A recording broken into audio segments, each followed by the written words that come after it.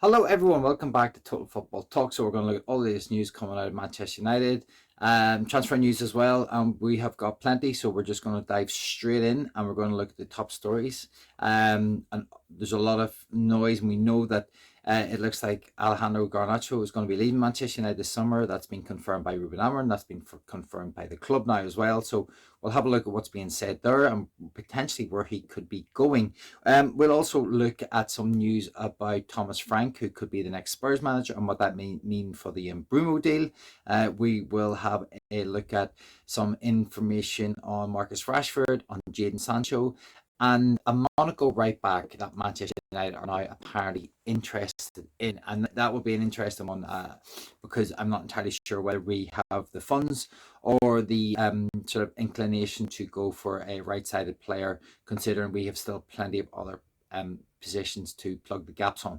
But we will jump in and we will look at the top story, and we'll start with Alejandro Garnacho. But before we do, if you're new to the channel, please hit the old thumbs up button. Please hit the subscription button. That would be absolutely magic. Really appreciate it. Please get your comments in below. If there's anything I talk about, anything you want to get your opinions on, please drop them in the comments below.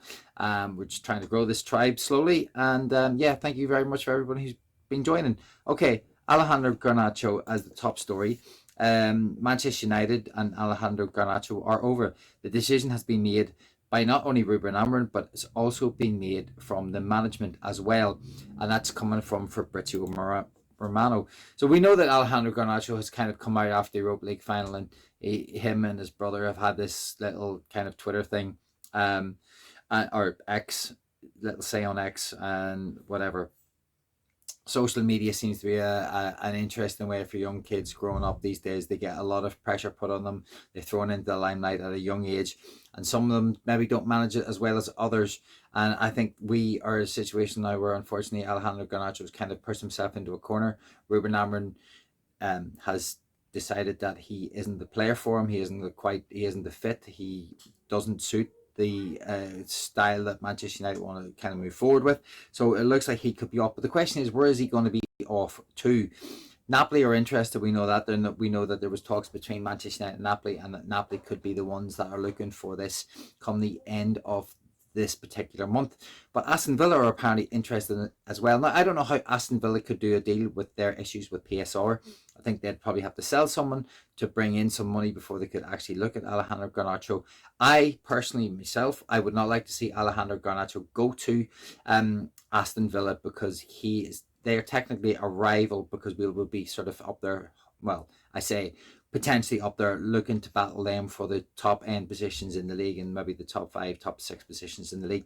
So he would automatically become a rival for us, and I don't really want to see him go there, because I still think there's quite a high ceiling with Alejandro Garnacho. And yeah, if he goes to Aston Villa, I think that could be problematic for Manchester United. I think if he goes to Napoli, I'm happy with that. Even if we take it on a slightly reduced fee, I'd probably prefer that. Only because he's out of our hair, and the chances of currency coming up against them are quite slim, considering they're in the Champions League, we're not. If we get back in the Champions League next year, yeah, maybe we could come up against them, but the chances are quite slim. So for me, Napoli and Alejandro Garnacho would be a good fit. We know that they sold Kvaratskhelia, and they need a replacement for him, and hopefully Alejandro Garnacho is the fit for them. But as I said, we'll find out a little bit more come the end of June on that one. Okay, and this is just some other stuff that's been coming out. So we know that Pochettino, we know that Ange Postecoglou has been, if he hasn't been sacked yet, he's going to get sacked from Spurs. We know that Thomas Frank is the manager that they're eyeing up in terms of a replacement. Now, what does that mean for Manchester United? Well, Mbeumo is Thomas Frank's player. We know that Thomas Frank is a massive admirer of Mbeumo, and there is a belief that if Thomas Frank takes the job, then Thomas Frank will be pushing for Mbeumo in terms of taking him away from Manchester United. The 25-year-old Cameroon winger has been a key figure for Brentford, and Spurs could make a serious move to secure the signature. Now, I think this is in Manchester United's hands now. So we know we've agreed personal terms, I believe. We know that Mbeumo wants to come to Manchester United. I think now we have to move quickly. This deal has got to be wrapped up absolutely in the next, as soon as possible. In the next couple of days, We need to get the here we go from Fabrizio Romano. We need Manchester United to move on this to make sure that if Thomas Frank goes to Spurs, we don't want to have to be dealing with that situation because it'll drag on and then we'll miss out on other targets that we have to get nailed down. So I would hope that Manchester United they can agree the price with Brentford and get this done ASAP while they're in transition of potentially losing Thomas Frank and bringing in another manager. We just need to get this wrapped up really quickly so this doesn't drag on and cause a problem further down the line, because we've done well to get to where we are this far, but it's not across the line yet, and they need to kick this down the road and across the line as fast as possible before it drags out and becomes problematic. So that's where we are with the Thomas Frank and Bruno story. But this one's still a strong possibility. So fingers crossed we can get this one done over the next few days. And this is what's coming out from Rasmus Højlund. He's been speaking after playing for Denmark. I have a contract with Manchester United until 2023, so I expect to be playing for Manchester United. I'm looking forward to going on the summer vacation, and then I'll fully decide I'll fully dedicate myself to the project that's underway.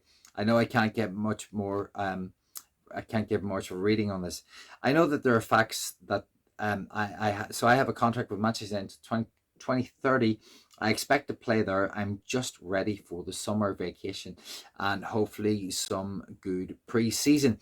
Now, Rasmus has not had the best of time. It's been a very difficult season for him. The lad needs a break. It's a shame that all these players are still playing international football after a very long season. These players need a break. Rasmus definitely needs a break from football. He needs a chance to recharge the batteries, go away, kind of find himself, and figure out whether he's going to be part of Manchester United's future, because we know that Inter Milan are heavily linked with him. Inter Milan are looking at different options potentially. They're looking for a loan deal within not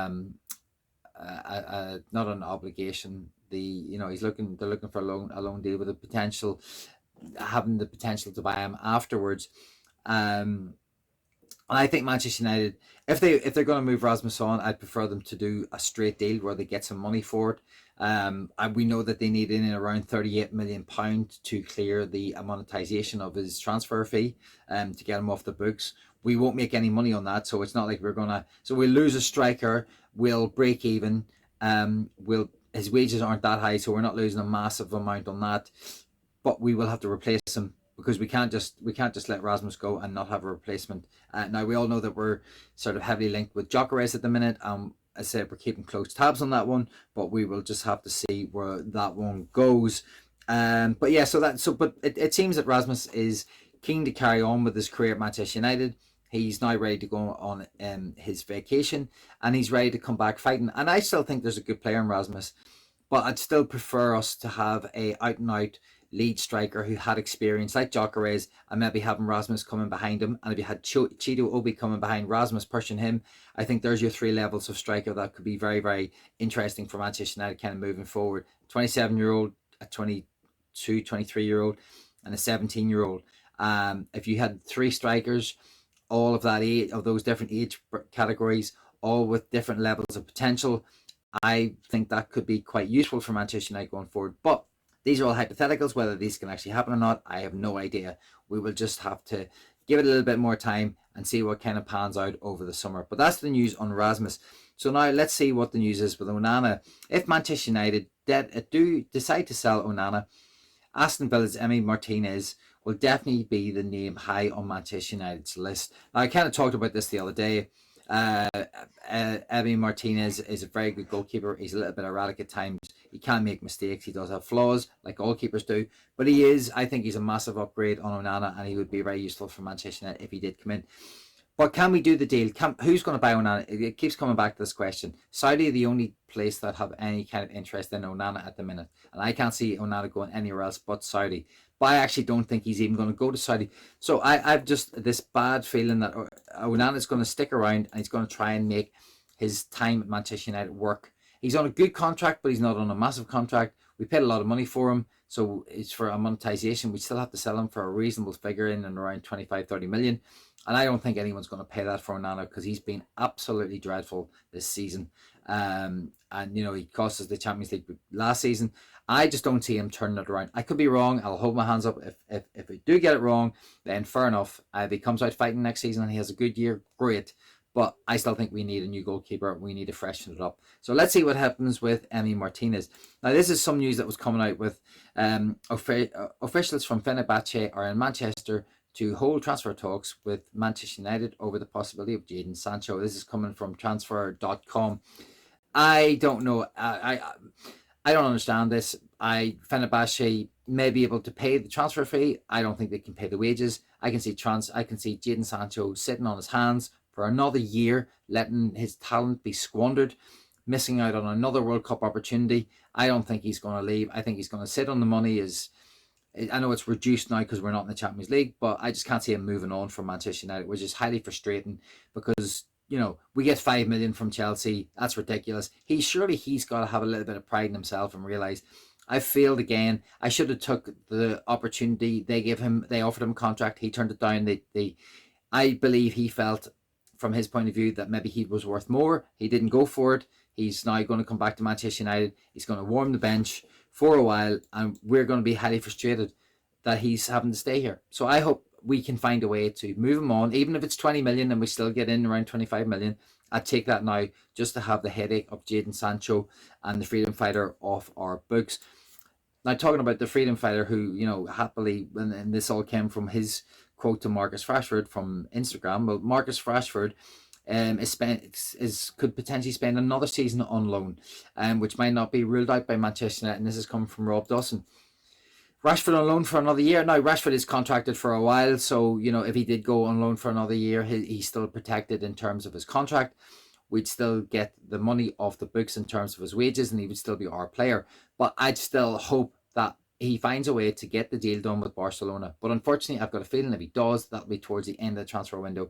So we ain't going to make a lot of money on Rashford. We'll be lucky if we make 30 million. As in, we'll be lucky if Barcelona pay 30 million. And we won't even see the benefit of that because of his contract. We will probably maybe get about 10 million or a bit more clear profit from him. So it's not like we're actually going to make a lot of money off Marcus Rashford, even if he goes in the summer, which is highly frustrating because we should be able to. But that's where we are with Marcus Rashford. And the final story today is Manchester United are interested in Monaco right back Vanderson. United have reportedly already made contact with Monaco over a potential transfer. And this is coming from Fitici Football. Again, I know absolutely nothing about this lad from Monaco. We know that Monaco do have a good young setup. They have a lot of good young players that come through the system. And French football have a lot of excellent, sort of powerful players who, are technically very good as well. So this could be an interesting one. I know absolutely nothing about it. I don't know whether Manchester United are going to do it. I don't see this as a priority. Priorities for me now are Mbeumo needs to be across the line because it's dragging on a little bit. Gyökeres or the striker in situation needs to be complete as soon as possible. We also need to potentially bring in a midfielder, a number 8. Whether it depends on what we're going to do with that one. So, and a goalkeeper, as I said, Emi Martinez is being talked about. Onana's being talked about being moved on. Break that down after that. Then you've got a potential a right back who probably needs to be a right winger, which is hopefully what Vanderson is. But I just see that as the furthest down the list because Ahmad can play on the right side, and we have enough cover at centre back at the minute, despite losing Evans and Lindelof. So those are your stories. Get your thoughts in below. What do you think on any of those stories? Rasmus going? Do you think he's going to go? Do you think we're going to get rid of Sancho? Do you think Sancho's going to stay? Do you think Marcus Rashford's going to stay? Do you think Fenerbahce are actually going to come in with a proper bid that will make it work with his wages for Sancho? Any of the stories I've talked about, please get your comments in below. Please hit the old like button. Thanks very much for sticking around to the end. And I shall leave it there. And I'll see you tomorrow.